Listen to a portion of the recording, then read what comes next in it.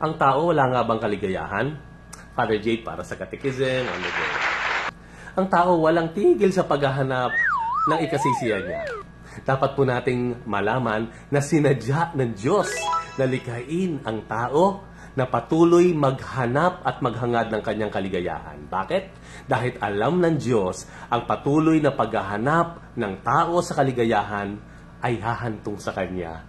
Titigil lamang ang tao sa paghahanap ng kanyang kaligayahan kapag natagpuan siya. Yung mga kaligayahan o kasiyahan na nararamdaman po natin kapag narating natin yung ating pangarap, nakamta natin yung ating gusto, yun daw po ay mga patikim lamang sa tunay na kaligayahan na nanggagaling sa Diyos. Sabi nga ni St. Thomas Aquinas, ang paghahanap niya sa Diyos ay paghahanap ng kanyang kaligayahan sa buhay sapagkat ang Diyos lamang ang makapagbibigay ng tunay na kaligayahan. Ang isang tanyag na mathematician, inventor, no? At isang siyentipiko na si Blaise Pascal, ang nagsabi, ang kaligayahan daw ng tao wala sa kanyang sarili, wala sa kanyang paligid.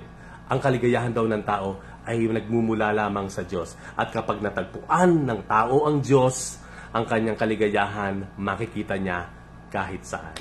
Maraming salamat po sa inyong panonood. Please share this video. Dito po ay si Father Jade para sa Catechism on the Go.